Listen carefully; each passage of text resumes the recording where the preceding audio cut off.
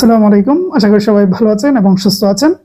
গতকাল চিফ জুডিশিয়ালের আওতাধীন সার্ভিস কমিশনের আওতাধীন একটা বিশাল নিয়োগ দিয়েছে 968, অলমোস্ট 1000-এর কাছাকাছি।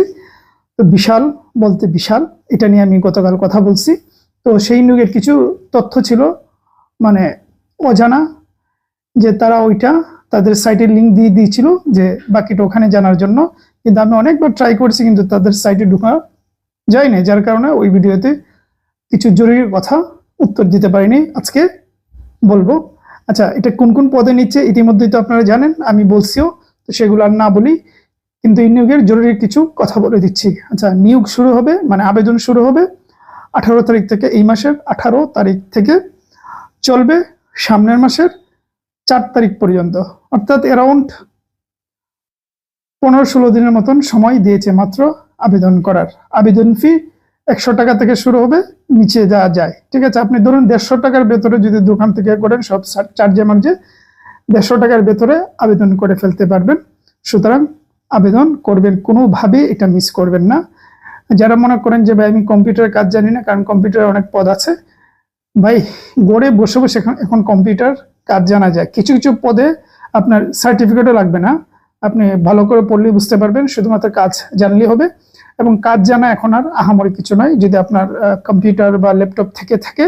প্রচুর ক্লাস, অনলাইনের ক্লাস আছে, বিভিন্ন ভিডিও আছে, টিউটোরিয়াল ভিডিও আছে ইউটিউবে ফ্রিতে। আপনি 15 দিনে শিখে ফেলবেন। সর্বোচ্চ 1 মাস যদি সময় দেন, তাহলে মোটামুটি টাইপটা আপনার ক্লিয়ার হয়ে যাবে। এত বড় একটা নিয়োগ কোনোভাবেই মিস করবেন না।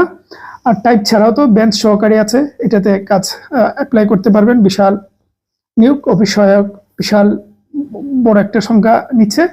ঠিক আছে, সবকিছু মিলিয়ে সবার জন্য এখানে পদ আছে, আপনি স্নাতক বলেন আর ম্যাট্রিক বলেন, সব জায়গায়। সুতরাং ভালো করে পড়ে নেবেন। আপনার যে কোনো যোগ্যতা, কম্পিউটার থাকলেও, জানা থাকলেও আপনার পদ আছে, না জানা থাকলেও আছে। জানা থাকলে মানে সংখ্যাটা বেশি।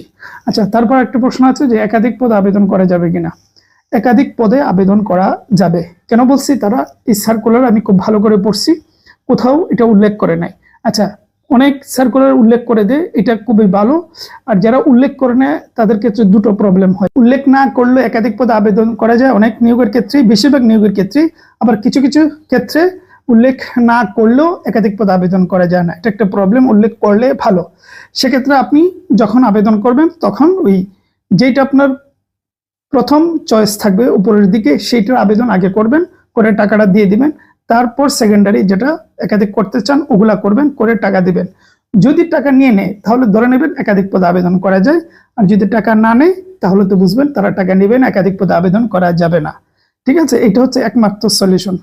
তবে যেটা বললাম, প্রথম চয়েসটা দিবেন, না হলে দেখা গেল দ্বিতীয়টার টাকা আগে দিলে পরে পস্তাতে হবে। সেই জন্য প্রথম চয়েসের বিষয়টা আগে দিবেন।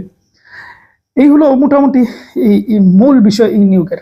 আচ্ছা, এই নিয়োগের বিভিন্ন পদ আছে, কোন পদের কাজ কি, এগুলা ধরে ধরে আমি আপনাদের নিয়ে আসবো সামনে, ধরে ধরে কথা বলবো। প্রথমে বেঞ্চ সহকারী, হয়তো আজকে অথবা কালকে ভিডিও পাবেন, বেঞ্চ সহকারীর কাজ কি এটা নিয়ে আমি কথা বলবো।